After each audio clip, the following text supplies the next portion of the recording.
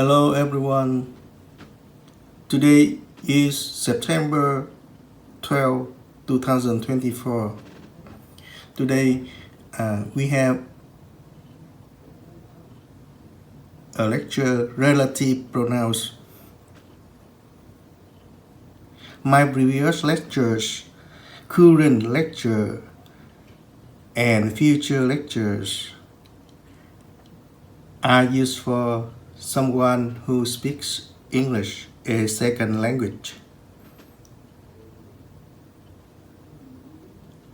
What are relative pronouns?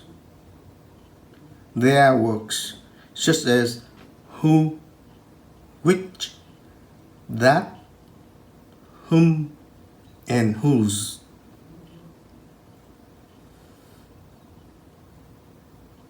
A relative pronoun usually stands in front of a dependent clause or relative clause, and it stands after a noun or pronoun.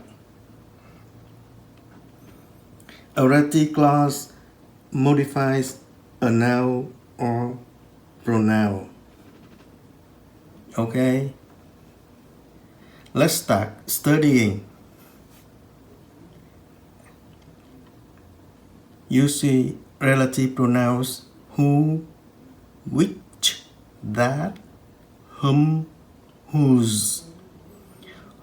For example, this is the lady whom you met at the library last week. You see whom in front of a relative clause, and whom stands after a noun, the lady. Okay.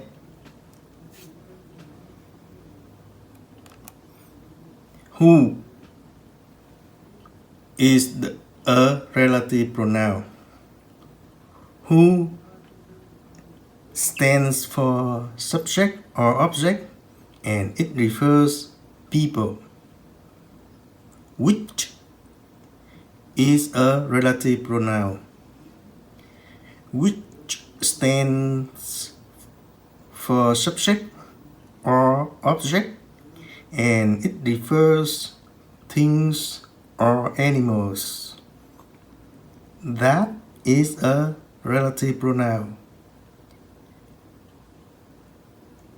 It stands as subject or object, and it refers to people, things, or animals. Whom is a relative pronoun. It stands as an object, and it refers to people. Whose is a relative pronoun.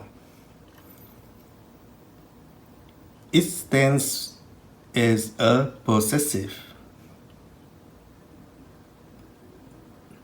pronoun, and it refers to people, things, or animals. Okay? For example, I knew the man who stole your bicycle. Who is a relative pronoun, and it stands in front of a relative clause, who stole your bicycle, and a relative clause, who stole your bicycle, modify a noun or pronoun in front the man.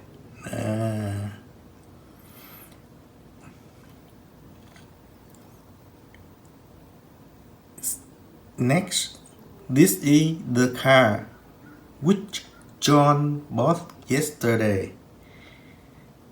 You see, which is a relative pronoun.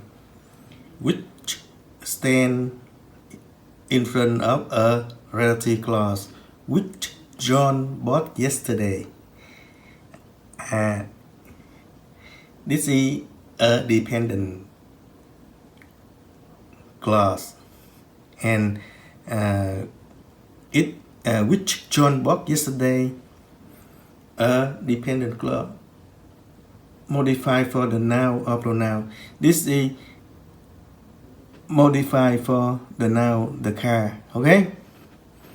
Next, Mr. Brown is a doctor that gave good care to patients.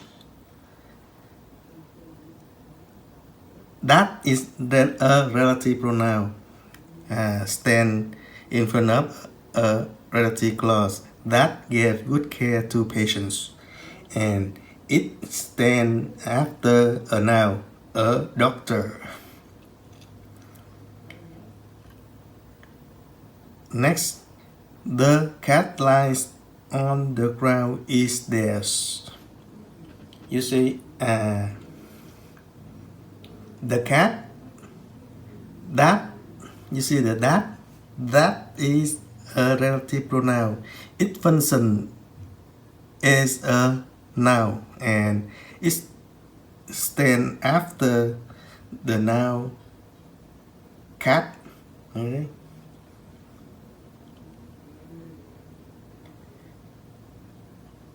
The cat lies on the ground is theirs.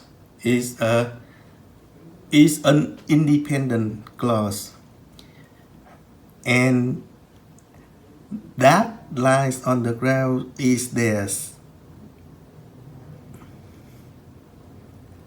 is a relative clause modified for the noun, the cat. Okay.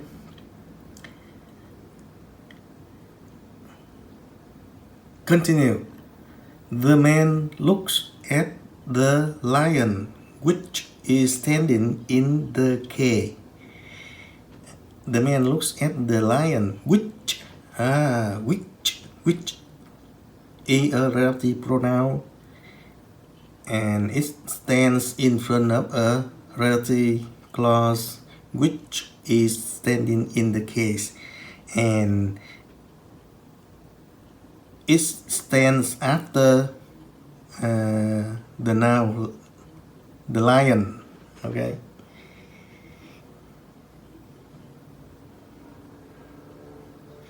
And its functions as an object which. Okay.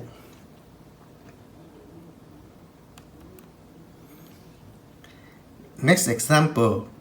This is the man whose car was burned yesterday.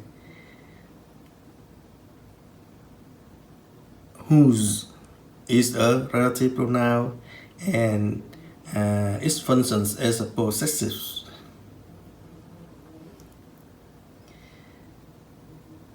Whose cars, possessive.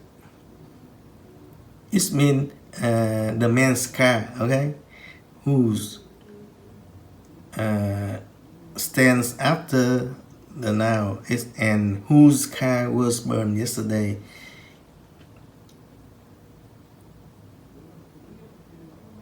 is a relative clause modified for the noun or pronoun. This is the man, the noun. And this sentence, relative pronouns, relative clause modified for the man, the noun. Okay, I repeat. This is the man whose car was burned yesterday. Okay. The last one. This is the lady whom you met at the library last week. Whom. This is object. Whom you met at the library last week is a dependent clause or relative clause, and it modify the noun, the lady stand in front. Okay.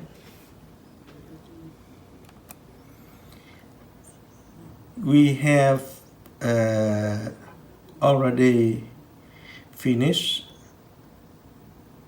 relative pronouns. And we move to relative clause. Today we study two kinds of relative clause. First, number one is restrictive relative clause or defining clause. Number two is non-restrictive relative clause or non-defining clause. Okay. Now we see restrictive relative clause or defining clause can be omitted in relative pronouns in relative clause, and it has no comma. For example, she is a nurse that seems to be nice and clever.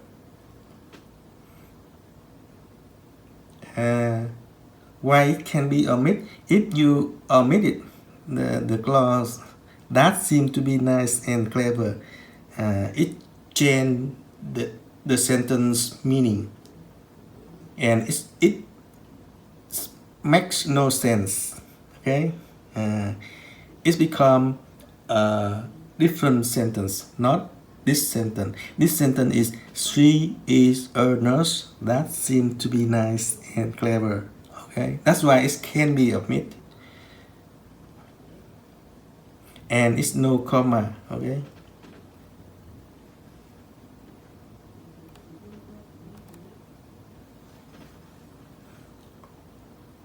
Non-restrictive relative clause or non-defining clause. This kind of clause you can be omitted, and it has comma. For example, Statue of Liberty, which were erected in 1924, is a symbol of freedom in the United States of America. You see, between commas, which were erected in 1924. This is a position. This is a relative clause which were erected in 1924. Okay. If you omit it, it doesn't change the meaning of the sentence. Okay. If you omit it, which were erected in 1924, the sentence becomes Statue of Liberty is a symbol of freedom in the United States of America. It doesn't change the sentence meanings. Okay, it has commas. Okay, it stands between commas. That is a non-restrictive relative clause or non-defining clause. And one more thing you need to remember about that is a relative pronouns. When you write a relative clause, you need to pay attention, or you need to remember the letter that the relative pronoun does in a sentence, in a relative clause. You has no comma. Okay, you can use comma with that in a relative clause. Okay.